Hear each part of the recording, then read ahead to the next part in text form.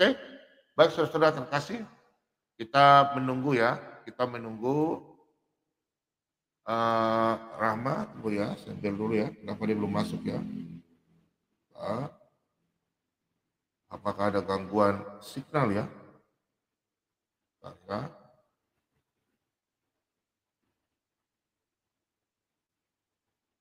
Bentar ya. Oke, sambil menunggu, bentar ya. Halo.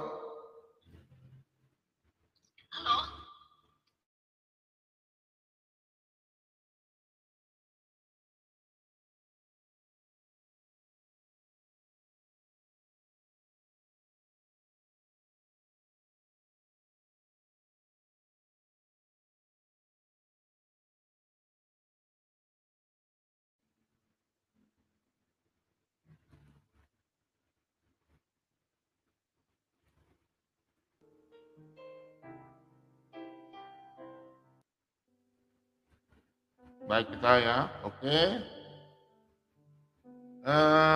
Malam hari ini kita melihat kesaksian seorang muslimah ya, muslimah yang taat ya. Oke, sebelum saya angkat, kita lihat dulu profil beliau ya, dulu sebagai apa ya. Kita lihat ya, tunggu ya, penasaran ya. Beliau adalah gadis cantik, keturunan Bugis. Beliau ada darah Bugis, Kalimantan ya, yang tinggal ya. Ini kita lihat dulu ya, profil beliau dulu. Ini cantik ya. Tapi nanti setelah lepas jilbab dia lebih cantik. Ini dia. Oke, dulu ya. Lihat. Ini beliau dulu ya. Setelah itu dia percaya Yesus, nanti kita dengar semua kesaksiannya. Ini fotonya. Mereka dibaptis ya, ini yang paling sudut ya. Kemudian ini fotonya ya. Nah, kita lihat videonya ya.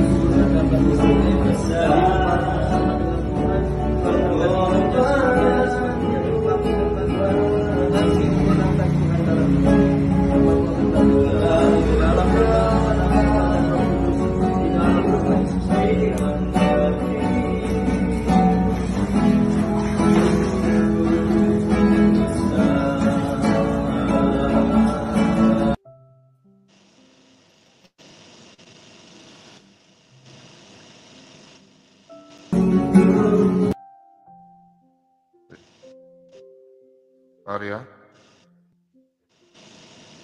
Hilang.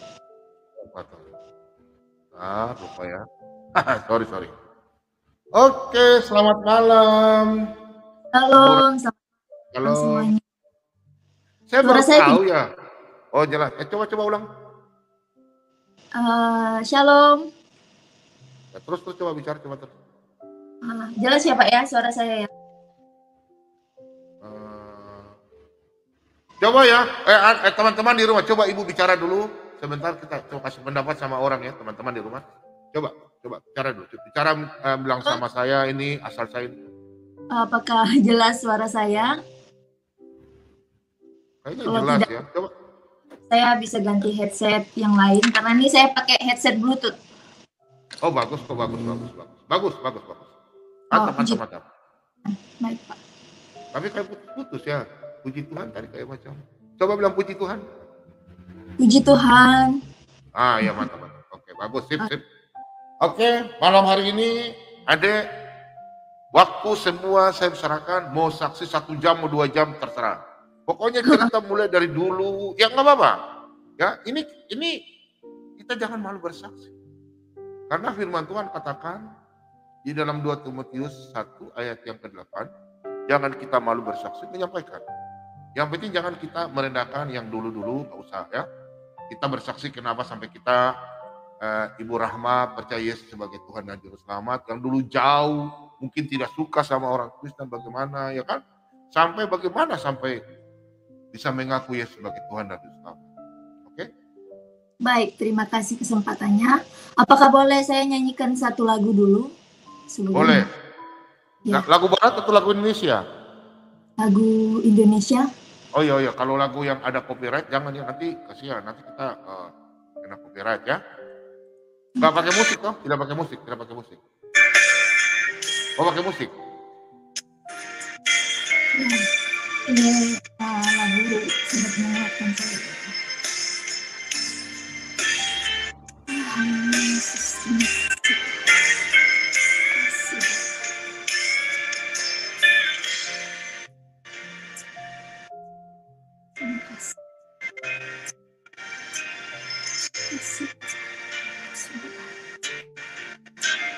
Di tengah ombak dan arus pencobaan,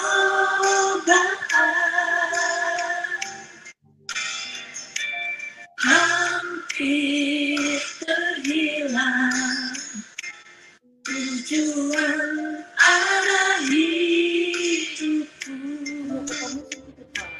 Halo, Dek, nanti kena, Dek, sabar Dek. Risma, minta maaf ya semua, Pak Bomo potong ya. Sebentar. Dek, jangan pakai ada lagunya orang, nanti kita kena copyright nah. Ya? Oh baik. Iya, nanti bahaya, minta maaf ya. Saya minta maaf ya, teman-teman semua. Aturan YouTube begitu jadi. Kalau pakai musik saja nggak apa-apa. Atau ada menyanyi nggak usah pakai ini, nggak apa-apa. Karena ini kan acara kita kan acara YouTube pemberitaan firman, toh berbeda dengan acara yang baik macam apakah begitu toh mancing atau apa nggak apa-apa. Kalau ini, banyak orang sudah salam-salam ya. Boleh deh ya, boleh ya. Menyanyi aja, nggak usah pakai musik. Oke, sip. Ya, Oke. nyanyi lagu di tengah ombak dan karena itu sangat masuk dalam hidup saya. Di tengah ombak dan arus pencobaan,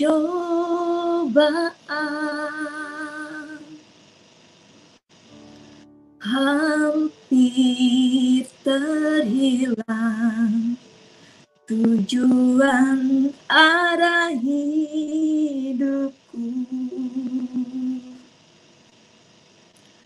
Bagaikan kapal yang selalu diombang-ambingkan,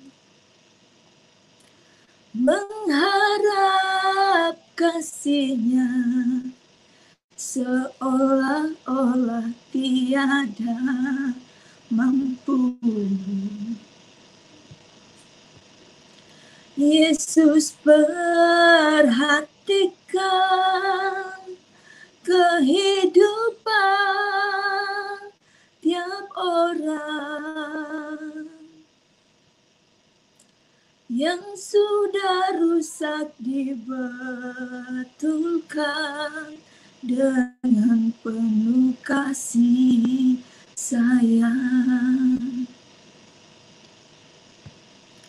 Yesus perhatikan tiap tetesan air mata.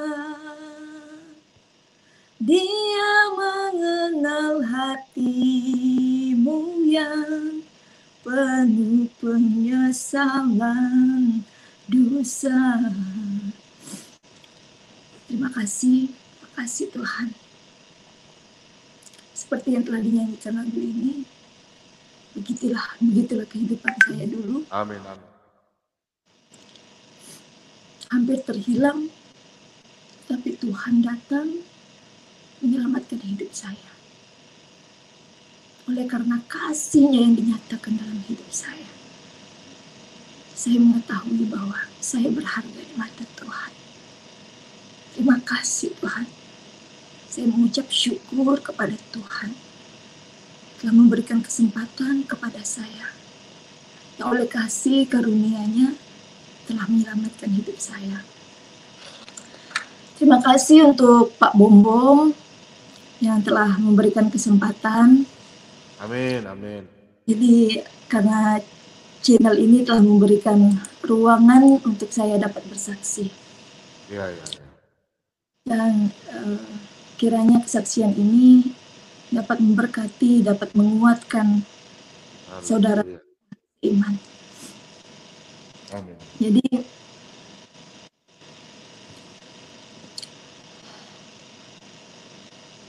saya jujur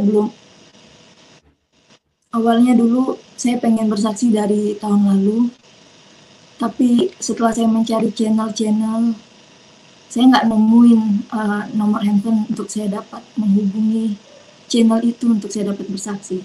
Tapi saya percaya waktu itu Tuhan belum menyatakan bahwa itu waktunya saya untuk bersaksi. Mungkin saat inilah waktunya saya untuk dapat bersaksi. Jadi saya mau tegaskan, saya bersaksi di sini bukan untuk saya menjelek-jelekkan agama saya dulu, tidak.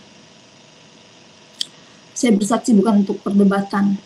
Saya bersaksi, saya menyatakan bagaimana saya mengalami Tuhan dalam hidup saya, yang mengubah hidup saya, yang menyelamatkan hidup saya.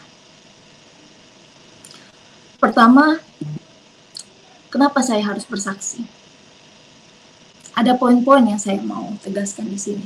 Pertama, saya bersaksi karena memang itu sudah menjadi kewajiban di dalam iman kepercayaan saya sekarang. Untuk saya harus bersaksi, dan itu adalah perintah. Jadi bukan semata-mata itu karena kemauan saya sendiri, tidak. Karena ini memang perintah, dan kalau saya tidak lakukan, saya berdosa.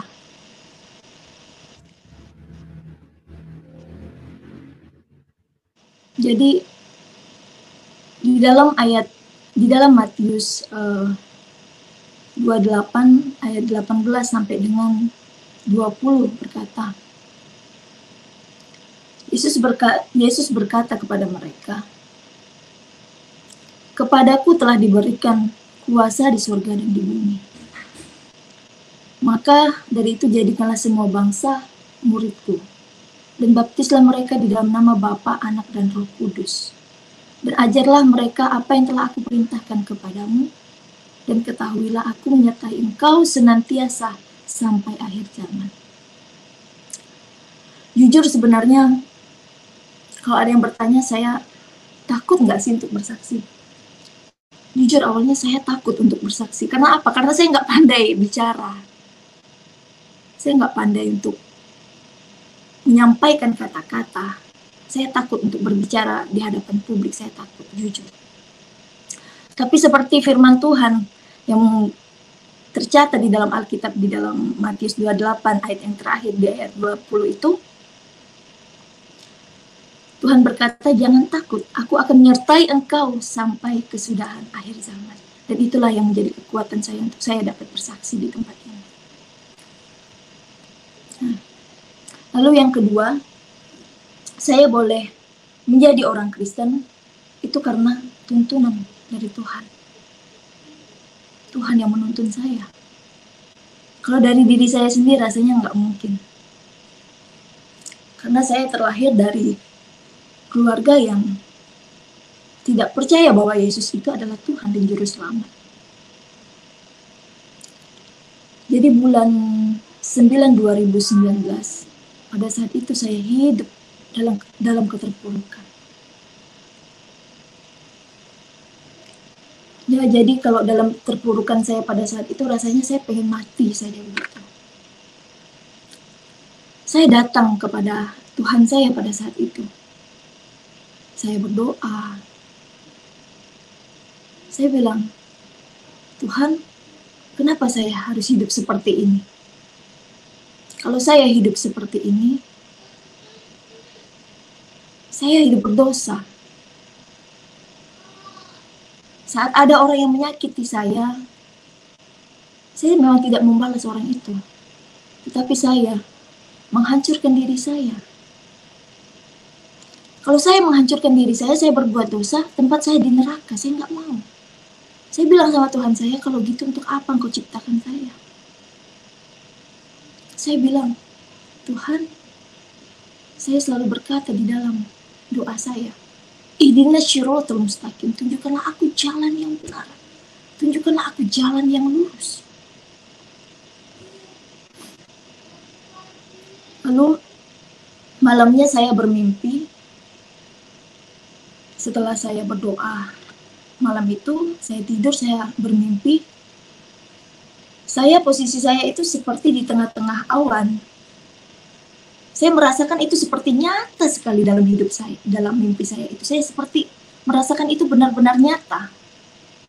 Saya seperti melayang di tengah-tengah awan, sekeliling saya semuanya putih. Atas, bawah, depan, belakang semuanya putih. Seperti benar-benar saya ada di dalam awan. Lalu di depan saya ada gumpalan awan bersama sinar yang terang dari jauh menghampiri saya. Lalu di belakang sinar itu ada suara yang berkata, jika engkau ingin selamat, percayalah engkau kepada siapa yang datang di hari akhir. Jadi dulu saya taunya yang datang di hari akhir adalah Isa Al-Masih. Lalu pas saya bangun, saya pikir, kenapa saya mimpi aneh seperti ini? Lalu keesokan harinya saya masih dalam keadaan yang terpuruk. Saya masih terus datang kepada Tuhan saya. Namun saya merasa tidak ada jawaban di dalam hati saya. Tidak ada ketenangan di dalam hati saya. Lalu saat saya ibadah lagi, saya berdoa, seperti saya mendapatkan penglihatan, dan itu aneh, saya tidak pernah mendapatkan hal seperti itu. Saya seperti berada di dalam terang, lalu ada terang yang sangat terang sekali,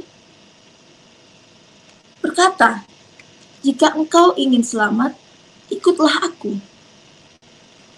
Dan saya melihat seperti wajah yang saya biasa lihat di kayu salibnya orang Kristen. Saya bilang, ini Isa Al-Masih, ini Yesus Kristus. Kenapa dia yang datang? Kenapa dia harus datang? Karena saya benci banget sama orang Kristen. Saya benci, saya nggak suka orang Kristen. Lalu setelah saya sadar, saya mengaitkan dengan penglihatan saya yang sebelumnya, mimpi saya yang sebelumnya. Saya bilang, kok ini semuanya menceritakan tentang keselamatan. Lalu setelah beberapa hari kemudian, ya saya masih tidak menghiraukan mimpi dan penglihatan itu. Namun setiap aktivitas saya, mimpi dan penglihatan itu selalu mengganggu pikiran saya. Wajah yang saya lihat dalam penglihatan itu selalu menghantui saya gitu, seperti dia ada di kornea mata saya gitu loh. Dan itu yang menarik saya gitu loh, untuk saya cari tahu, siapa sih dia ini gitu. Siapa sih Isa Al-Masih ini? Lalu saya teringat kepada doa saya, tunjukkanlah saya jalan yang lurus. Kenapa mimpi dan penglihatan saya ini menyatakan tentang jalan yang lurus itu, keselamatan itu. Lalu singkat cerita, saya memberanikan diri saya untuk membeli Alkitab. Pada saat itu saya nggak tahu harus beli Alkitab di mana. Saya browsing, searching di internet, lalu saya mendapatkan toko yang untuk saya dapat beli Alkitab. Nah, pertama-tama saya membeli Alkitab itu, saya pegang, saya bergetar gitu, karena apa? Karena wah, ini nggak benar nih saya nih kayak gini nih gitu. Tapi ada hati yang mendorong saya untuk saya harus membaca gitu. Lalu saya membaca, tapi nggak dari awal sampai dari awal dulu gitu. Saya buka comot-comot. Lalu ada beberapa ayat yang saya temukan, seperti di dalam Yohanes 14 ayat 6. Akulah jalan dan kebenaran dan hidup. Tidak ada seorang pun yang datang kepada Bapa kalau tidak melalui aku. Saya belum mengerti pada saat itu siapa Bapa. Lalu saya mendapatkan lagi ayat yang berkata di dalam Yohanes 3 ayat 16. Karena begitu besar kasih Allah akan dunia ini, sehingga ia mengaruniakan anaknya yang tunggal, supaya setiap siapa yang percaya tidak binasa, melainkan beroleh hidup yang kekal. Lalu saya berpikir, dengan ayat ini, saya percaya kepadanya beroleh hidup yang kekal. Lalu saya penasaran lagi, saya baca lagi, saya mendapatkan di dalam 1 Petrus 2 ayat 24. Ia sendiri telah memikul dosa kita di dalam tubuhnya di kayu salib, supaya kita yang telah hidup oleh dosa, hidup untuk kebenaran. Oleh bilur-bilurnya kamu telah sembuh. Lalu saya semakin penasaran. Saya baca lagi di dalam Kisah Para Rasul 4 ayat 12. Dan keselamatan tidak ada di dalam siapapun selain di dalam Dia. Sebab di bawah kolong langit ini tidak ada nama yang diberikan kepada manusia yang olehnya kita dapat diselamatkan. Hanya di dalam Yesus. Saya berpikir, siapa ini Yesus? Siapa ini sebenarnya Isa Al-Masih? Kalau dia nabi, kenapa semua yang ada di bumi ini, seperti ayat yang Kisah Para Rasul 4 tadi, saya harus mengikuti dia, karena hanya kepadanya saya beroleh keselamatan.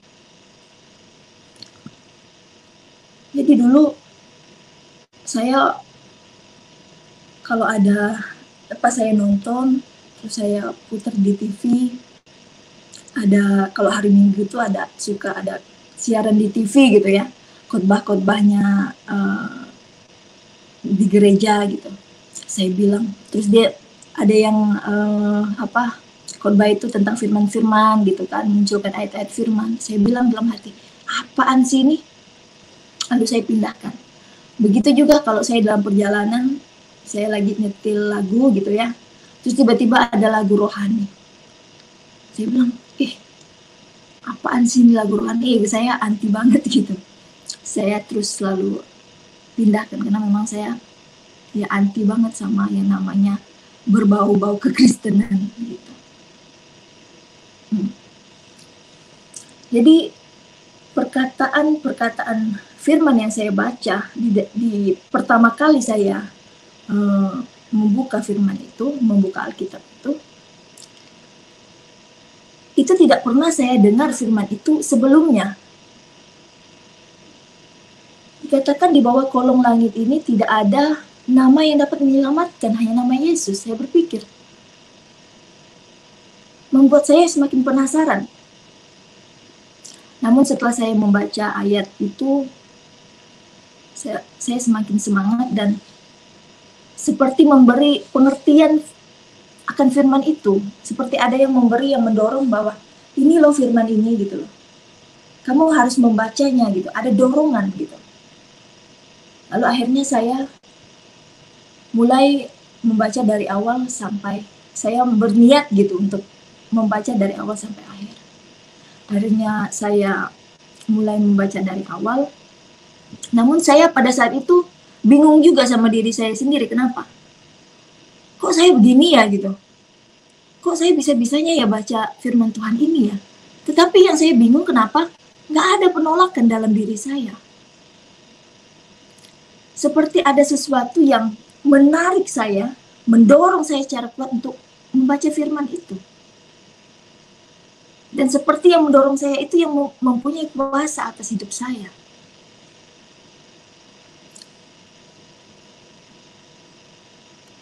Jadi saya mulai memberanikan diri untuk pergi ke gereja pada saat itu. Karena saya penasaran, saya semakin penasaran sama kekristenan.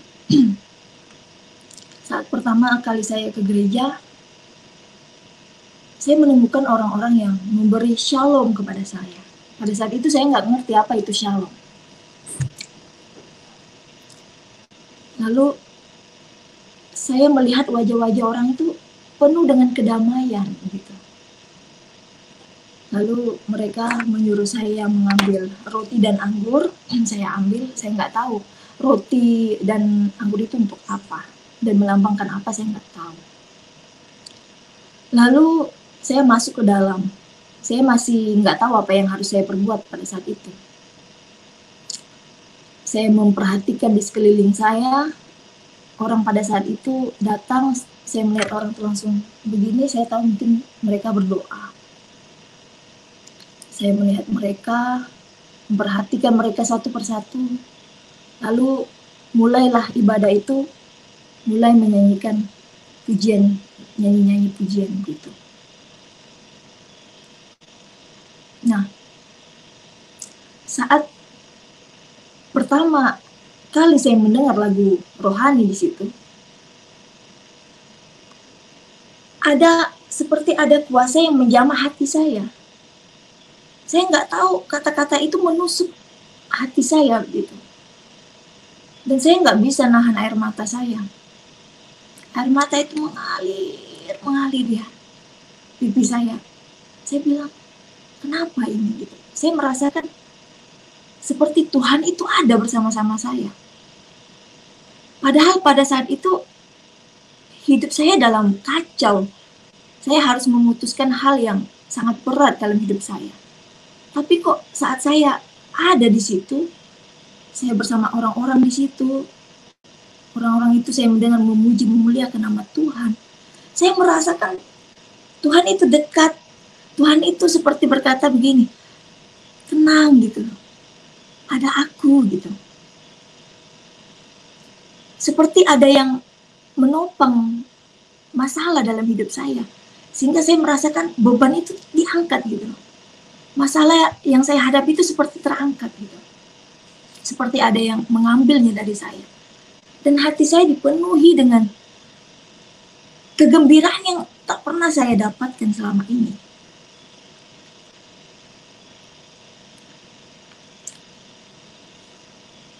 Lalu setelah itu mulai dengan setelah selesai khotbah, mulai dengan disuruh ngambil roti. Ternyata pada saat itu perjamuan kudus saya belum tahu pada saat itu. Sebelum itu dimulai, perjamuan kudus dimulai, saya melihat di LCD itu memutarkan video bagaimana penyaliban Yesus. Saya di situ sangat sedih sekali. Kenapa? Begitu tersiksanya Yesus. Saya nggak pernah selama ini nonton video itu, nggak pernah. Sampai beginikah dia ini? Kenapa dia seperti ini? Kenapa dia harus disiksa seperti ini? Saya memperhatikan detail, saya tidak berkedip, saya melihatnya dengan jelas. Bagaimana tangannya dipaku, bagaimana kakinya dipaku, lambungnya tusuk pakai tombak. Bagaimana dia dicambuk dengan cambuk itu ada tulang-tulang, ada besi-besinya yang merobek daging-dagingnya. Saya menangis. Saya merasakan itu di posisi saya begitu. Saya menangis, saya sedih. Kenapa dia harus seperti ini? Saya masih nggak ngerti pada saat itu. Lalu mulai mengambil roti, mulai perjamuan kudus. Saya makan roti itu, tapi saya kok air mata saya nggak berhenti nangis. Lalu pas saat saya mau minum anggur itu yang melambangkan darahnya, saat saya minum masuk ke leher saya, seperti ada kuasa yang besar masuk dalam tubuh saya yang mendorong, menghantam sesuatu yang ada di dalam diri saya ini. Sehingga pas saya sadar orang katakan saya pingsan. Ternyata saya pingsan saat saya minum anggur itu. Saya nggak ngerti, ternyata pada saat itu orang yang belum dibaptis nggak boleh minum dan mengikuti perjamuan kudus itu. Di situ saya dapat mengerti bahwa perjamuan itu maknanya begitu besar. Ada kuasa yang begitu besar. Makna darah Yesus itu begitu besar. Ada kuasa yang luar biasa saya rasakan pada saat itu. Lalu saya pulang. Setelah saya pulang, saya masih makin penasaran. Saya membaca lagi Alkitab. Nah, singkat cerita, bulan 12 Desember 2019, pada saat itu saya sudah sering ke gereja, saya sudah semakin percaya tentang Yesus. Saya sudah mulai mau mengikuti Yesus. Tapi saya belum memberi diri saya dibaptis sampai saya benar-benar selesai membaca Alkitab, karena ada prinsip saya pada saat itu, saya mau mengikut Yesus, tapi tunggu saya selesai dulu baca Alkitab. Lalu bulan 12 ada acara, karena abang saya pada saat itu mau nikahan. Jadi dari tempat saya saat ini jaraknya sekitar 6 jam. Sebelum berangkat saya sudah mulai berdoa di dalam nama Tuhan Yesus. Dan saya mendapatkan penglihatan yang aneh. Saat saya berdoa, saya tutup mata, saya melihat mobil yang kami kendarai itu muter 3 kali. Tetapi saat mobil itu muter 3 kali, di jalanan itu kosong, tidak ada orang. Jadi di dalam mobil itu ada mama saya, ada adik saya, ada calon istri adik saya, ada baby sister, ada anak saya, dan ada suami saya. Lalu dalam perjalanan, saya nggak ada cerita tentang penglihatan itu. Kalau saya cerita pasti nggak ada yang percaya. Saya pikir begitu. Jadi dalam perjalanan, saya dalam keadaan yang was-was, cemas.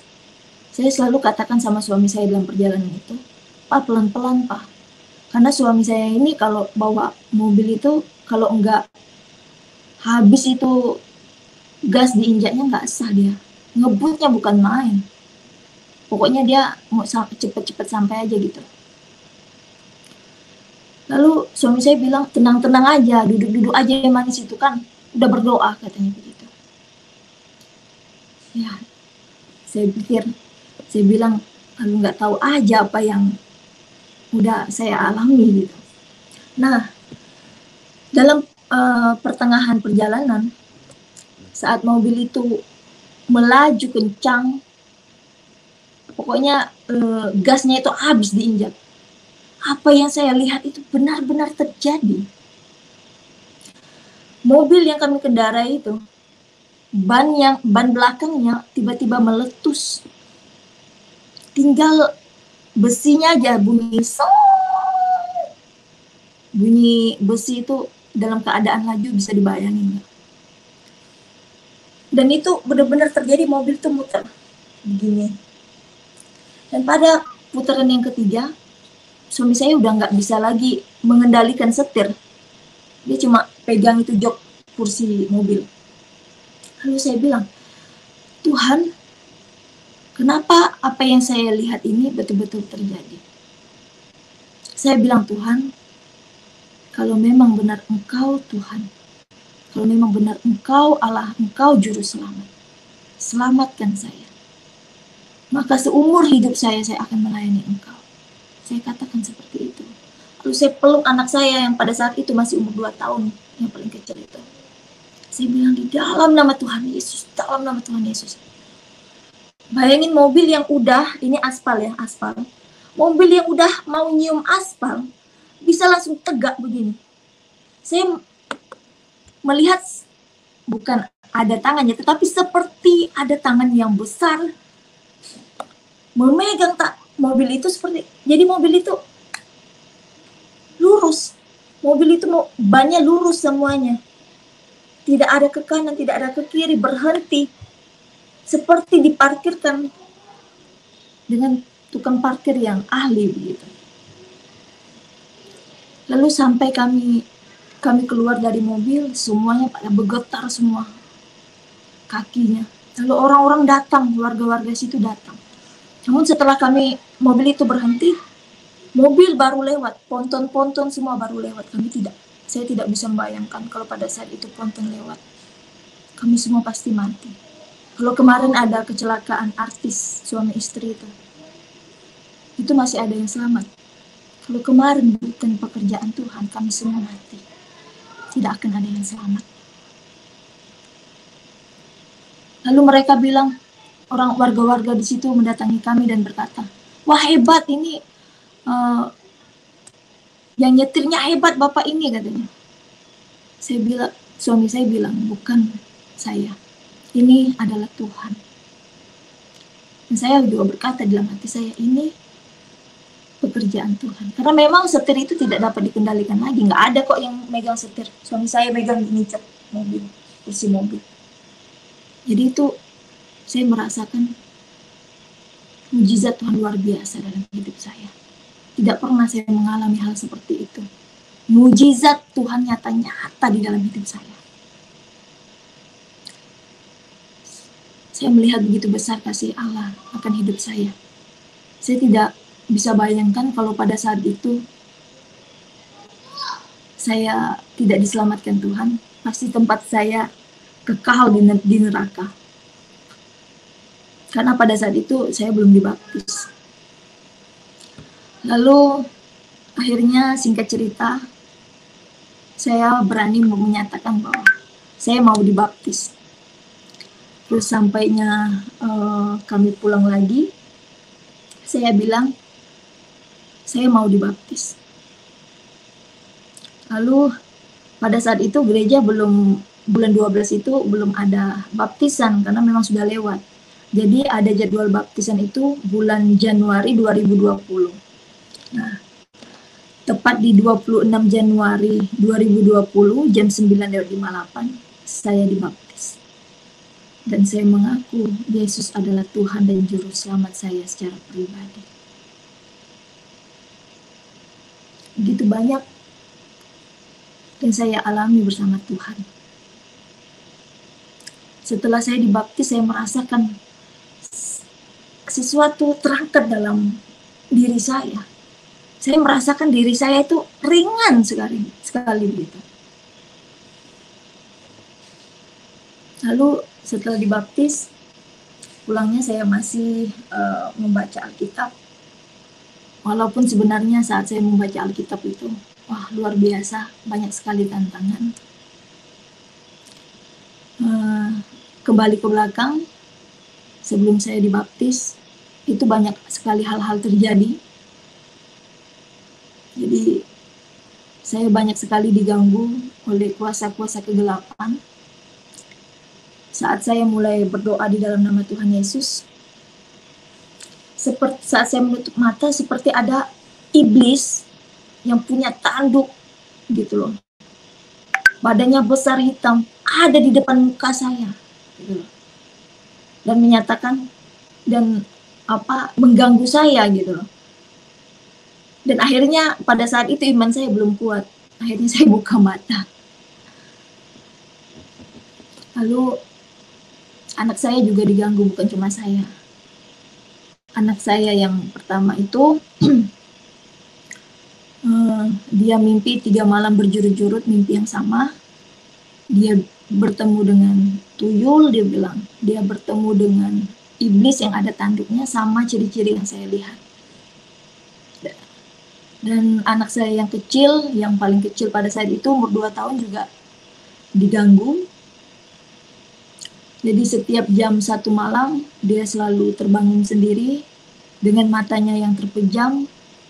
Dia duduk di bawah tempat tidur, dia ngomong sendiri, kadang dia nangis, kadang dia tertawa, tapi dengan keadaan mata yang terpejam. Tapi keadaannya duduk gitu.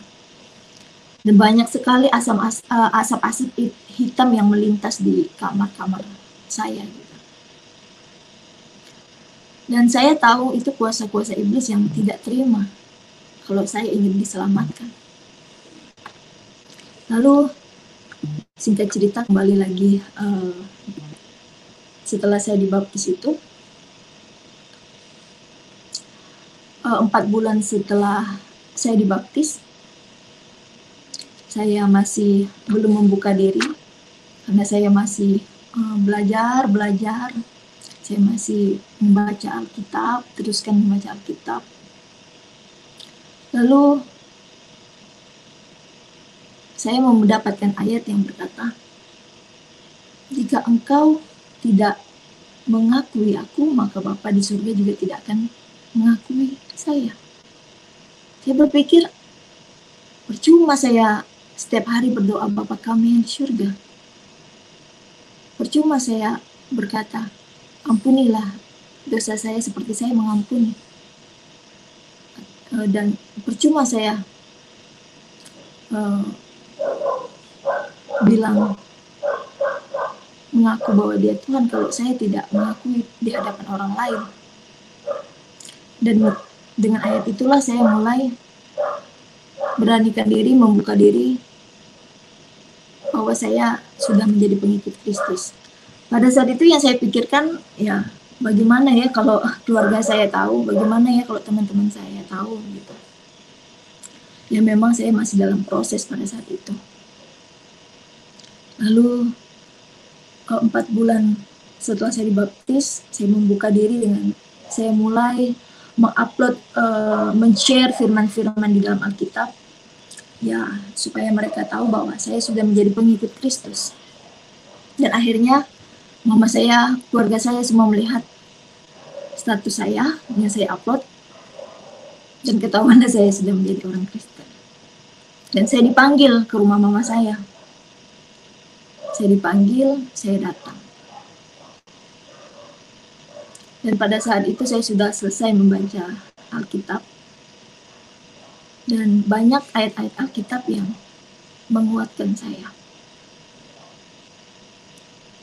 Saya tahu kalau orang tua saya tahu saya menjadi pengikut Kristus, mereka tidak akan menerima saya. Saya sudah mengerti itu, saya sudah paham itu. Dan saya sudah siap. Ada satu firman Tuhan yang menguatkan saya. Jika orang tuamu meninggalkan engkau, aku menyambut engkau. Di situ menguatkan saya berkata, Tuhan, engkaulah Bapa saya yang sejati. Sampainya saya di rumah orang tua saya, wah, pecah. Mama saya ngamuk. Pokoknya barang-barang habis dilempar, hampir kena muka saya. Asbak dilempar. Pokoknya barang-barang dilempar sama dia. Papa saya juga marah sama saya. Pokoknya menyatakan bahwa tentang untuk saya kembali lagi di iman kepercayaan saya dulu. Saya bilang sama orang tua saya nggak akan pernah kembali karena saya tahu keselamatan ada di dalam Yesus. Lalu pada saat itu saya ada pakai uang mama saya cukup banyak karena saya menjadi pengikut Kristus. Dia mau uang itu kembali, jadi uang itu ya dipakai untuk usaha dulu, tapi karena usahanya mandat karena COVID ya, jadi terstop, nggak ada pemasukan. Jadi saya belum bisa membayarnya dan saya nggak punya uang sama sekali pada saat itu, nggak punya uang cukup, hanya cukup buat kehidupan saja. Mereka bilang kalau dalam 3 hari ini tidak ada uangnya, pertumpahan darah terjadi. Bapak saya keras. Kalau dia katakan kalau pada saat itu uangnya tidak ada, pertumpahan darah pasti terjadi. Namun saya katakan kepada mereka, saat ini memang saya tidak punya uang. Tidak punya uang saya untuk membayar uang yang nominalnya sampai ratusan juta itu. Saya nggak punya uang segitu banyak sekarang. Tapi saya punya Allah yang hidup, sumber dari segala berkat, sumber dari segala kuasa. Dia tidak akan pernah mempermalukan anak-anaknya yang berharap kepadanya. Saya katakan, saya tetap percaya Tuhan akan sediakan. Sebelum waktunya Tuhan akan sediakan. Lalu saya pulang. Waktu ketemu orang tua saya nggak ada nangis. Pada saat itu saya sudah dikatakan bahwa saya bukan anaknya lagi. Kau bukan anakku lagi, gitu. Lalu mereka bilang, kamu tuh anak perempuan satu-satunya. Karena anak perempuan satu-satunya itu bisa menyeret keluarganya masuk neraka, katanya begitu. Lalu saya bilang, di dalam iman Kristen, dosa itu ditanggung masing-masing. Lalu saya pulang. Dalam perjalanan, jujur, secara manusiawi saya sedih. Saya nangis dalam perjalanan. Sampai di rumah, di kamar saya kunci pintu, saya berdoa. Saya bilang, Tuhan, ada banyak hal yang mau saya bicarakan sama Tuhan. Dari saya mengucap syukur karena sekarang rasanya saya sudah lega karena orang tua saya sudah tahu. Selama ini sebelum saya mengasih tahu kepada mereka bahwa saya sudah menjadi pengikut Kristus, ada beban di dalam diri saya. Tetapi setelah mereka tahu, saya bersyukur Tuhan, saya bilang. Mereka sudah tahu. Jadi saya tidak perlu sembunyi-sembunyi lagi. Lalu saya bilang, Tuhan, Engkau melihat apa yang terjadi. Saya harus menyiapkan uang 3 hari. Tapi saya nggak punya uang itu. Kami tidak punya uang itu. Tapi saya percaya Tuhan, Engkau akan sediakan itu. Apa yang terjadi? 1 hari setelah kejadian itu, besoknya Tuhan memberikan dana itu.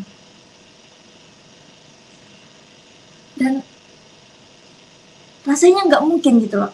Pekerjaan yang kami punya itu waktu itu ya memang stop. Tapi kok bisa ada orang yang mengambil,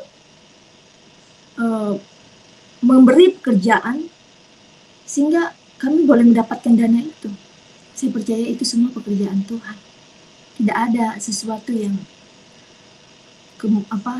yang terjadi begitu saja. Semuanya itu karena tuntunan Tuhan. Lalu singkat cerita, saya memberikan uang itu, namun hari-harinya mereka masih suka telepon-telepon saya, suruh saya kembali ke agama saya yang dulu. Saya bilang di Indonesia ini kan ada hukum, itu hak saya untuk memilih iman yang saya percayai, saya bilang gitu. Karena inilah iman yang saya percayai untuk hidup saya, membawa saya dalam keselamatan. Lalu pada saat itu kami sempat berdebat. Bapak saya marah. Lalu dia bilang, dia punya kelompok-kelompok yang saya nggak perlu sebutkan. Dia bilang, dia akan ke rumah saya, pertumpahan darah akan terjadi, katanya begitu. Jujur saya takut, saya khawatir. Tetapi saya serahkan kekhawatiran, ketakutan saya itu kepada Tuhan. Saya berdoa. Saya berdoa sama Tuhan, orang tua saya mau menyerang saya begini-begini. Tapi saya tidak takut. Saya minta kuasa Roh Kudus, kuasa Allah menyertai saya. Tenangkan hatinya. Saya berdoa sama Tuhan. Akhirnya tidak ada yang terjadi. Padahal saya tahu orang tua saya itu keras, bapak saya itu keras. Jadi kalau dia mau bilang bahwa pedang terus pertumpahan darah terjadi, itu pasti terjadi kalau dulu seperti itu. Tetapi karena maksud saya pertumpahan terjadi bukan berarti bapak saya dulu suka melakukan pertumpahan darah, tidak. Maksudnya dulu dalam kehidupan kami, kalau dia katakan dipukul gitu loh, kalau dimarahin gitu, kalau dikatakan tidak gitu loh. Nah, jadi rasanya kalau bukan itu pekerjaan Tuhan, sudah pasti pertumpahan darah terjadi. Tapi saya melihat di situ kuasa Allah begitu besar, dia mengalahkan kuasa-kuasa iblis yang ingin menghancurkan hidup saya dan keluarga saya. Lalu singkat cerita, pada saat itu saya masih kerja, saya masih ketemu agent-agent di luar, klien-klien saya kerja, dan bertemu juga teman-teman saya. Jadi waktu saya dibaptis itu saya merasakan memang ada pembaharuan dalam hidup saya. Kenapa? Saat saya bertemu teman-teman saya masih hidup dalam kehidupan yang lama, yang juga dulu waktu kehidupan lama saya lakukan gitu. Ya, perlakuan yang kalau istilah dalam kekristenan itu merusak bait Allah. Saya bilang, saya memperhatikan mereka. Saya mengingat perilaku saya dulu. Beginilah saya dulu. Sungguh berdosanya saya. Lalu saya mengingat itu, saya jijik sendiri begitu. Aduh Tuhan, ampunkan saya. Saya bilang begitu. Saya juga berdoa bagi teman saya. Dan Tuhan dapat memberikan terang bagi hidup mereka. Jadi saat saya merasakan kehidupan di dalam Tuhan, itu mengubah hidup saya drastis. Yang dulunya saya orangnya suka emosian, susah memaafkan. Maksudnya gini, dulu kalau ada yang menyakiti hati saya memang selalu katakan saya sudah mengampuni dia, saya sudah memaafkan dia. Tetapi dalam perilaku saya sebenarnya tidak. Kenapa? Karena saya blokir nomornya, saya nggak mau ketemu dia. Nanti kalau ada acara misalnya gitu ya, terus ketemu teman saya itu, saya menghindar. Saya nggak mau ketemu. Itu artinya apa? Saya nggak memaafkan dia secara ikhlas gitu loh. Nah, saya juga mudah marah, saya juga egois. Tetapi setelah saya hidup di dalam Tuhan, di dalam iman kepercayaan saya sekarang, firman-Nya yang saya baca itu mengubah hidup saya. Kenapa? Karena saat saya marah, saya ingat gitu, nih firman Tuhan mengatakan nggak boleh marah, firman Tuhan berkatakan kamu harus mengampuni gitu. Jadi banyak hal yang saya rasakan itu mengubah hidup saya. Lalu singkat cerita, setelah beberapa bulan dibaptis itu, saya memberi diri saya untuk melayani Tuhan dengan saya masuk sekolah teologi. Di sekolah teologi itu saya benar-benar merasakan banyak sekali ilmu-ilmu yang saya dapatkan, ilmu-ilmu untuk memperdalam Alkitab gitu. Dan saya merasakan di situ saya bertemu orang-orang yang seiman. Ya, dari pengalaman hidup mereka saya juga semakin dikuatkan. Saya juga bertemu dosen-dosen yang sudah lebih dulu memperdalami Alkitab, dan ilmu itu saya dapatkan dari mereka dan itu sangat memberkati saya. Saya mengerti bahwa apa tujuan Tuhan itu datang. Ya, mengapa Tuhan itu harus disalibkan? Ya, di situ saya mengerti bahwa Tuhan itu datang ke dunia untuk menebus dosa saya. Dia disalibkan untuk menebus dosa saya. Gitu. Lalu, apakah hidup di dalam Tuhan itu akan selalu mudah? Enggak. Namun Tuhan berjanji, walaupun hidup saya itu penuh dengan pencobaan, Tuhan berjanji akan selalu menyertai saya. Itu yang saya rasakan. pada saat itu ini benar-benar sesuatu yang bagaimana ya, terpuruk juga gitu loh. Kenapa? Karena 1 tahun yang lalu lagi marak-maraknya COVID. Pertama suami saya itu kena COVID, positif COVID. Lalu setelah itu 3 hari setelah suami saya COVID, habis itu saya kena COVID juga. Di saat COVID, dokter bilang ya harus sedikit-sedikit olahraga gitu ya. Jadi saya pagi, sore olahraga main bulu tangkis. Lalu 3 hari setelah saya dinyatakan positif COVID, tiba-tiba saat bangun pagi saya merasakan perut saya sakit sekali. Ya, saya pernah melahirkan, ya. Tapi pada saat itu saya merasakan sakitnya lebih sakit daripada saya melahirkan. Saya nggak tahu pada saat itu apa yang terjadi di dalam perut saya. Saya nangis, waktu saya melahirkan aja saya nggak nangis.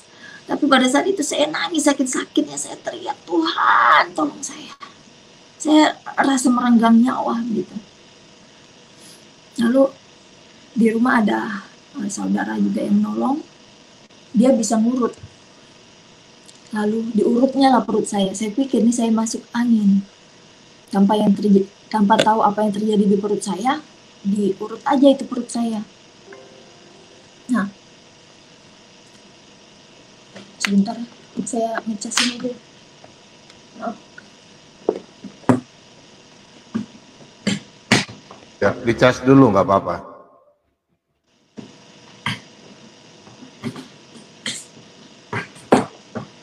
Nah, maaf ya semuanya.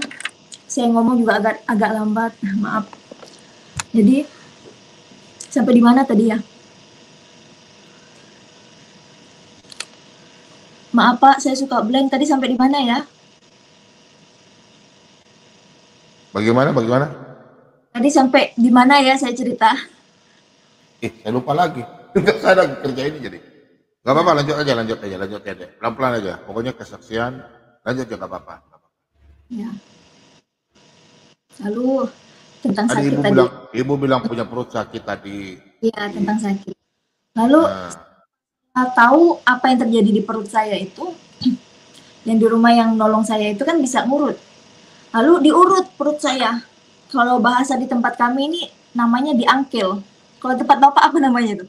Diangkel gitu, hari-hari. Diangkat gitu. Nah, saya merasakan agak enak perut saya. Saya pada saat itu berdoa, Tuhan tolong saya bilang gitu. Lalu agak enakan, saya pikir ini betul lah nih masuk angin gitu kan. Namun setelah beberapa jam kemudian sakitnya datang lagi dan itu lebih sakit lagi. Aduh, saya pikir saya mau mati kah ini Tuhan. Saya bilang, saya memang nggak takut mati. Kalau dulu saya takut mati. Kalau sekarang saya memang tidak takut mati. Tapi haruskah secepat ini Tuhan? Karena saya masih mau melayani Tuhan gitu. Lalu saya pikir wah ini nggak bisa dibiarin. Ini saya harus ke rumah sakit. Akhirnya saya pergi ke rumah sakit. Saya di USG ke spesialis kandungan. Pada saat itu saya dinyatakan bahwa saya KET, hamil di luar kandungan. Saya kaget, kenapa? Karena ya setiap bulan menstruasi saya lancar gitu, walaupun ya sebenarnya kadang 2 hari aja, tapi ada gitu. Jadi saya nggak ada kecurigaan bahwa saya itu hamil gitu. Makanya saat dinyatakan bahwa saya hamil di luar kandungan dan perut saya sudah dipenuhi darah, saya nggak percaya gitu. Akhirnya saya pergi ke rumah sakit lain, rumah sakit salah satu di sini besar juga gitu. Saya ketemu dokter, dan dokter itu menyatakan hal yang sama. Dan dokternya bilang, malam ini juga harus diopnam, dan besok harus segera dioperasi. Saya kaget, waduh, kok sampai begini ya saya harus dioperasi ya gitu. Saya bingung pada saat itu. Kenapa? Karena saya COVID. Saya bilang sama dokternya bahwa saya COVID. Nggak ada dokter yang mau terima pasien COVID kalau untuk dioperasi pada saat itu. Karena lagi memang gempar-gemparnya COVID pada saat itu, varian Delta kalau nggak salah saya. Varian Delta. Nah, lalu pada saat itu jujur saya sedih. Saya bilang sama suami, nggak ada yang mau operasi saya. Kami keliling semuanya rumah sakit yang ada di sini, kami pergi semuanya. Dari klinik-klinik pun kami pergi. Nggak ada yang mau operasi saya. Nggak ada satupun dokter pada saat itu yang kami datangi mau operasi saya. Saya nangis. Dokternya bilang begini, ibu harus negatif dulu. Habis ibu negatif, baru ibu bisa dioperasi. Dan dokter yang waktu USG saya bilang saya harus segera dioperasi. Kalau saya tidak segera dioperasi itu bisa bahaya, saya bisa mati. Lalu saya pikir bagaimana saya mau nunggu negatif, kan saya baru 3 hari, sedangkan pada saat itu untuk mendapatkan hasil yang negatif umumnya itu membutuhkan waktu 14 hari. Di perjalanan saya sudah mulai lemas sekali. Saya merasakan napas saya itu tinggal, istilahnya kalau HP itu tinggal 1 balok. Nah, kebetulan pada saat itu ada teman saya yang kerja di rumah sakit. Saya WA juga sama mereka untuk supaya ada mencari dokter lah gitu. Namun mereka katakan tidak ada juga dokter yang mau operasi saya. Kami keliling tanpa tahu mau kemana. Sambil menunggu bagaimana, apakah ada dokter yang mau operasi gitu. Sambil nunggu juga dari teman-teman saya. Saya nangis pada saat itu. Tapi di dalam perjalanan saya baringkan jok mobil, saya terbaring, nafas saya susah sekali, karena juga posisi saya COVID, dan ternyata memang pendarahan kuat di dalam perut saya. Lalu saya pada saat itu memuji memuliakan nama Tuhan saja. Memuji memuliakan nama Tuhan. Lalu saya berdoa, Tuhan, saya tidak takut mati Tuhan. Karena kalau saya mati, saya tahu Engkau menyambut saya. Engkau telah menyediakan tempat bagi saya di surga. Lalu, sampai setelah saya berdoa, masuk telepon. Saya pada saat itu berdoa, saya bilang, Tuhan, kalau Engkau memang masih berikan saya kesempatan untuk hidup, untuk melayani Engkau, tolong jamah 1 dokter yang mau operasi saya. Lalu setelah saya selesai berdoa, ada telepon masuk yang teman saya yang tadinya bilang nggak ada dokter yang mau operasi saya, tiba-tiba katakan ada 1, Kak, puji Tuhan, ada 1 dokter yang mau operasi Kakak. Saya nangis pada saat itu, saya bilang, terima kasih Tuhan. Saya tahu Tuhan buka jalan buat saya. Lalu sampainya di rumah sakit, pada saat itu saya lemas sekali. Saya dibawa ke ruangan UGD, saya diperiksa, saya diinfus kanan kiri, saya dioksigen. Mata saya sudah kunang-kunang. Saya melihat muka orang di depan saya udah 2 semua mukanya. Lalu saya berdoa. Saya bilang, Tuhan, jangan biarkan sakit penyakit ini menyiksa tubuh saya. Karena saya tahu Tuhan, tubuh saya telah Engkau tanggung di kayu salib. Segala kutuk, segala sakit penyakit telah Engkau tanggung. Saya bilang, kalau saya diberikan kesempatan, jangan biarkan saya merasakan sakit ini. Lalu setelah saya berdoa, saya merasakan betul-betul mujizat itu terjadi, gitu loh. Saya yang tadinya sudah mau dimasukkan ke ruangan ICU, tiba-tiba seperti ada kekuatan yang masuk dalam tubuh saya. Lalu saya merasakan tidak ada merasakan apa-apa, saya merasa seperti sehat kembali gitu. Lalu saya bilang, tolong lepaskan oksigen saya sudah nggak sesak lagi. Lalu akhirnya saya dipindahkan di ruangan biasa, di mana tempat saya ambil ruangan itu. Lalu sampai di sana saya dijadwalkan bahwa besok paginya saya dioperasi. Nah, di sepanjang malam itu saya tidak merasakan sakit sama sekali. Nah, besok paginya, nah pada saat itu ada teman saya yang kerja di rumah sakit itu menjaga saya. Nah, karena pada saat itu tidak ada satu keluarga pun yang boleh menjaga kecuali perawat-perawat yang ada di situ. Nah, lalu besok paginya dokter datang. Terus dokternya bilang begini, Ibu harus melakukan satu kali tindakan lagi untuk memastikan bahwa ibu memang hamil di luar kandungan, untuk memastikan ibu dioperasi. Saya bilang, loh dok, kan hasil USG-nya jelas ada 2 gitu. Terus dokternya menjelaskan kepada saya begini loh Bu, ibu kalau KET itu dari dia datang rumah sakit ini sampai dia selesai operasi itu baru rasa sakitnya hilang. Sebelum dia dioperasi rasa sakitnya nggak bakalan hilang ibu. Bahkan banyak kasus mereka itu masuk ke ruang ICU. Saya bilang, wah ini luar biasa, itu pekerjaan Tuhan. Lalu akhirnya saya mengambil tindakan itu, namanya kalau nggak saya 12 fungsi atau apa gitu. Diambil tindakan itu, lalu dokternya bilang kalau memang keluar darah, hasilnya berarti memang ibu hamil di luar kandungan. Ternyata hasilnya memang keluar darah, dan saya memang harus segera dioperasi. Dan setelah waktunya operasi, sebelum masuk ke ruangan saya berdoa.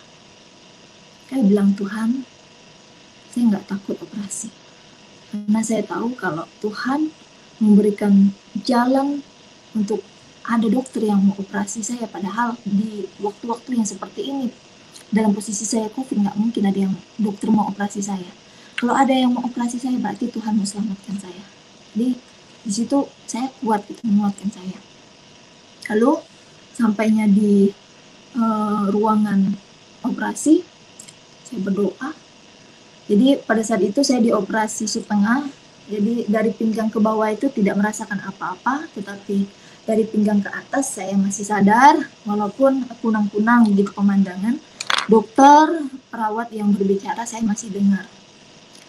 Lalu saya dapat penglihatan lagi. Itu seperti putih lagi, dan saya melihat seperti gambaran yang ada di kayu salib itu juga dengan terang, walaupun samar-samar, nggak begitu jelas, tapi saya tahu dia yang mempunyai kuasa atas tubuh jiwa roh saya. Lalu dia berkata, saya bilang, Engkaukah Tuhan? Saya bilang, saya nangis pada saat itu. Kalau memang Engkau Tuhan, bawalah saya bilang. Karena memang pada saat itu saya merasakan sukacita damai yang luar biasa saat saya bertemu dengan di dalam penglihatan itu. Lalu dia berkata, belum waktunya engkau pergi, masih ada pekerjaan yang harus engkau selesaikan. Lalu saya mengingat, apakah ini Tuhan masih memberikan saya kesempatan untuk saya melayani Tuhan. Lalu selesai operasi, 2 jam setelah dioperasi saya kembali ke ruangan biasa. Nggak sampai di situ aja. Jadi saya suka sedih kalau cerita ini. Jadi dokter katakan saya masih punya satu penyakit lagi ternyata. Dan penyakit itu penyakit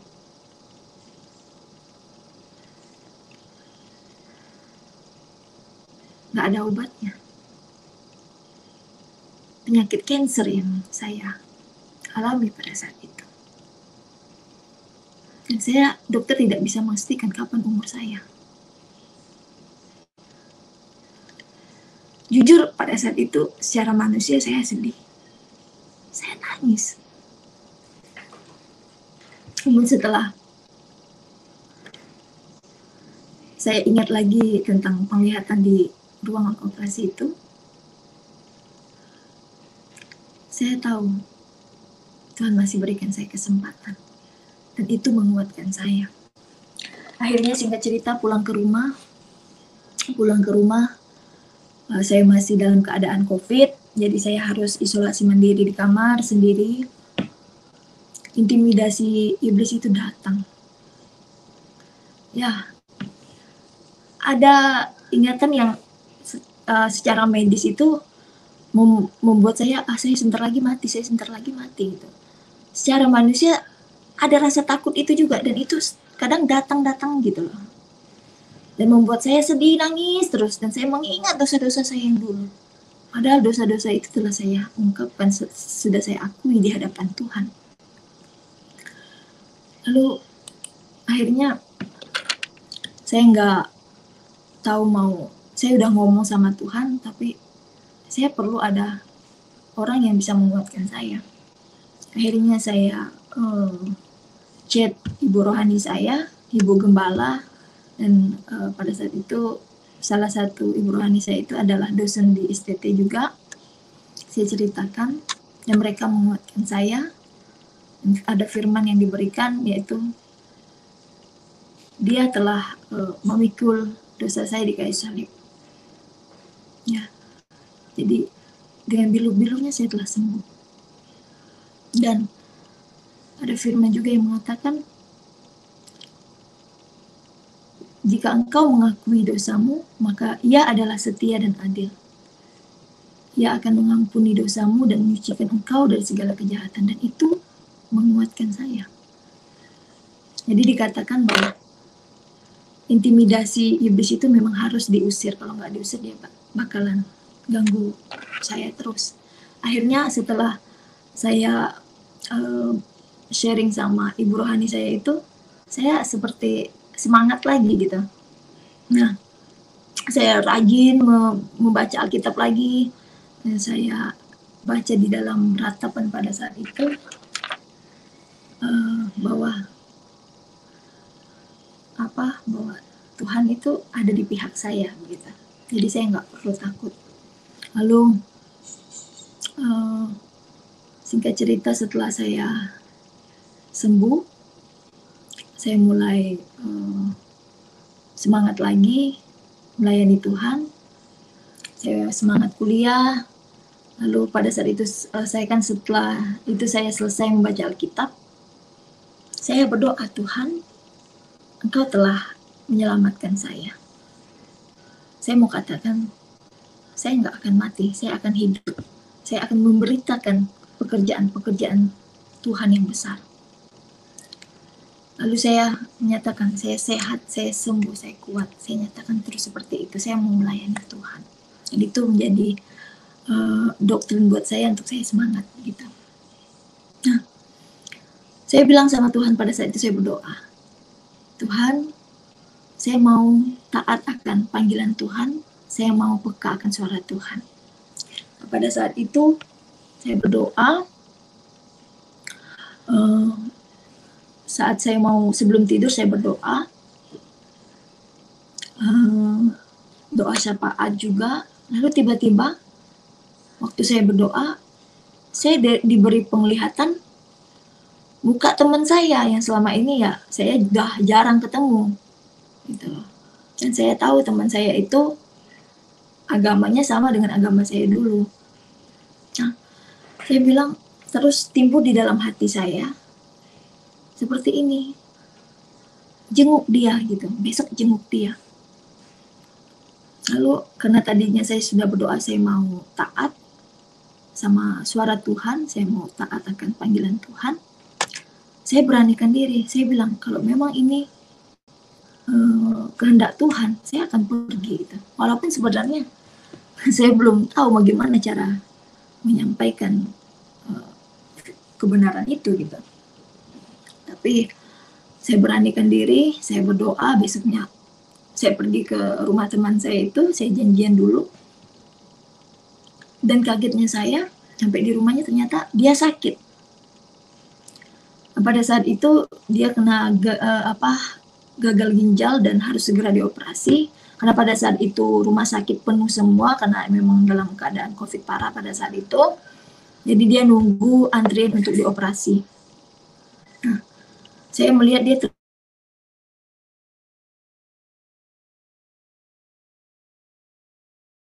tempat tidurnya dengan keadaan yang lemas, mukanya pucat. Lalu saya bilang, saya harus ngomong apa sama dia ini? Ya udahlah, saya bilang, Tuhan mengalir sajalah gitu. Lalu tiba-tiba dia membuka pembicaraan, dia bilang, Emma, kamu sekarang sudah menjadi pengikut Kristus ya, dia bilang gitu. Saya bilang, iya, saya sekarang sudah menjadi pengikut Kristus. Terus dia tanya sama saya, bagaimana sih kamu bisa menjadi pengikut Kristus? Lalu saya bilang, kalau mau tahu ceritanya, kenapa saya menjadi pengikut Kristus, tolong jangan tersinggung, saya akan cerita semuanya, saya bilang. Akhirnya dia bilang, enggak, saya enggak akan tersinggung, saya cerita. Bla bla bla bla bla, saya ceritakan semuanya. Langsung dia tiba-tiba nangis. Lalu dia bilang, Emma, dia bilang, saya dulu juga orang Kristen. Lalu dalam hati saya, aduh Tuhan, domba Tuhan yang hilang. Dia bilang, saya juga dulu orang Kristen. Papa saya seorang pendeta, gembala di suatu tempat, saya nggak mau sebutkan tempat itu, karena itu privasinya. Lalu dia nangis. Saya bilang, kenapa? Kok bisa kamu menjadi meninggalkan iman kepercayaanmu dulu? Dia bilang, ya karena saya menikah sama suami saya. Ya katanya begitu, jadi saya ikut suami saya. Lalu saya bilang, saya tanya, setelah kamu meninggalkan iman kepercayaanmu dulu, apa yang kamu rasakan? Saya bilang, apakah kamu merasa ada sukacita, ada damai? Kamu merasakan apakah pilihanmu sekarang, kamu merasakan Tuhan itu ada? Lalu dia bilang, jujur, saya berat kepada agama saya yang dulu. Saya ingin kembali, tapi saya sudah terlanjur, dia bilang begitu. Saya sudah terlanjur, anak saya juga sudah besar-besar, katanya gitu. Daripada kuliah anaknya. Lalu saya bilang, lalu tiba-tiba seperti ada yang berbicara di dalam hati saya, kalau dia mau kembali kepada Tuhan, dia akan sembuh, dia nggak perlu operasi. Lalu saya beranikan diri, benar nggak sih ini? Saya omongin nggak gitu? Lalu saya beranikan diri untuk ngomong. Lalu dia nangis, dia bilang, saya ngomong sama dia, keluargamu, suamimu, anakmu tidak bisa menyelamatkanmu, karena yang bisa menyelamatkan hidupmu hanya engkau sendiri dengan imanmu, saya bilang gitu. Kembalilah ke dalam iman kepercayaanmu kalau kamu merasa bahwa itu adalah Tuhan, yang kamu merasakan benar-benar Tuhan ada di situ. Iya, saya mau, dia bilang gitu. Tapi ini bukan paksaan saya. Enggak, ini bukan paksaanmu. Saya merasa kamu datang di sini seperti malaikat yang datang menghampiri saya. Selama ini saudara-saudara saya datang, sepertinya saya tidak merespon apa-apa. Tapi kali ini saya nggak tahu kenapa, sepertinya ada pergerakan di dalam hati saya, dia berkata seperti itu. Akhirnya saya tuntun dia kembali, kami berdoa sama-sama. Dan anehnya waktu kami berdoa itu, kami kan di dalam kamar, pintunya dikunci. Jadi di atas meja hiasnya itu, tiba-tiba barang-barangnya jatuh ke bawah. Nah, jadi aneh gitu, karena memang nggak ada angin, nggak ada apa, kok tiba-tiba barang itu bisa jatuh, seperti ada tangan yang menyapunya gitu. Lalu dia katakan, sebenarnya suaminya itu dukun. Nah, semenjak itu saya bersyukur kalau dia telah kembali di dalam iman kepercayaannya dulu. Sehingga cerita saya pulang, saya komunikasi terus sama dia, dan puji nama Tuhan, sampai saat ini sudah 1 tahun lebih kejadian itu, dia sekarang sehat. Yang tadinya dia harus antri untuk melakukan operasi, sampai sekarang dia tidak ada operasi. Gitu. Nah, jadi di situ saya melihat kuasa Tuhan yang luar biasa sekali, yang membuat saya semangat untuk melayani Tuhan. Lalu satu lagi saya mau cerita. Pada saat itu ada acara di rumah saya karena abang saya itu baru baru mendapatkan putri pertamanya, jadi acaranya di rumah mama saya. Jadi saya bawa mama saya untuk belanja.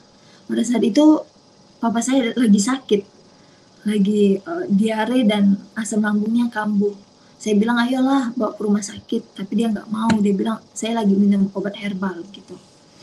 Mukanya udah pucat sekali gitu, udah lemas tinggal terbaring aja gitu kan. Lalu saya bawa mama saya pergi sampai selesai, saya pulang lagi ke rumah. Nah, saya melihat papa saya itu semakin parah. Lalu ada yang timbul di hati saya, doakan bapakmu gitu. Doakan dia, doakan bapakmu. Saya bilang, ini kok di dalam hati saya ada berbicara seperti ini. Lalu saya bilang nggak mungkin saya doakan bapak saya gitu. Karena nggak mungkin dia mau saya doain. Akhirnya saya pulang, saya masih kompromi dengan yang saya rasakan di hati saya pada saat itu. Sampai ke rumah, besoknya saya datang lagi, makin parah itu orang tua, makin parah kondisinya. Akhirnya saya bilang sama adik saya, bawalah orang tua bapak itu ke rumah sakit, karena saya masih mau menemani mama saya untuk pergi belanja gitu. Nah, lalu sampai selesai saya menemani mama saya belanja sampai ke rumah, semakin parah itu papa saya. Dia bilang, udahlah pak, ke rumah sakit lah. Saya bilang, iyalah. Adik saya bilang, bentar lagi bawa ke rumah sakit. Nah, lalu pas saya mau pulang, udah pakai sendal, seperti dorongan hati itu timbul lagi gitu. Doakan bapakmu gitu. Lalu ya udahlah, saya beranikan diri, saya masuk lagi ke dalam. Saya bilang, Pak, mau nggak saya doakan? Dia bilang, tapi saya doakan dengan iman saya gitu. Lalu dia bilang, mau katanya gitu. Akhirnya saya doakan, saya nggak doa panjang lebar, saya cuma bilang, dalam nama Tuhan Yesus, bapak saya sembuh. Lalu saya pulang, dan saya dapat telepon dari adik saya, ternyata bapak saya udah sembuh, udah sehat gitu loh. Dan setelah saya kembali lagi ke rumah mama saya, benar-benar dia sehat gitu loh. Nggak ada kelemahan-kelemahan tuh nggak ada, yang seharusnya kalau kondisi seperti itu dia harus ke rumah sakit. Dan disitulah saya melihat pekerjaan Tuhan luar biasa. Dan disitu membuat saya semakin semangat untuk melayani Tuhan. Dan sebenarnya banyak sekali yang saya alami dalam hidup saya, yang saya tahu mengapa saya mendapatkan masalah-masalah dalam hidup saya, pencobaan-pencobaan itu, karena saya tahu Tuhan mau menyatakan bahwa dia ada, Tuhan ada, Tuhan itu nyata, Tuhan itu mau menolong saya, Tuhan itu mau menyatakan mujizatnya. Nah, dan mungkin itu saja yang dapat saya saksikan untuk semuanya. Saya mau nyatakan bahwa kepada saudara seiman, tetaplah percaya kepada Tuhan. Tuhan kita adalah Tuhan yang hidup, Tuhan yang mengasihi kita, Tuhan yang tidak pernah meninggalkan kita. Itu saja mungkin yang dapat saya saksikan untuk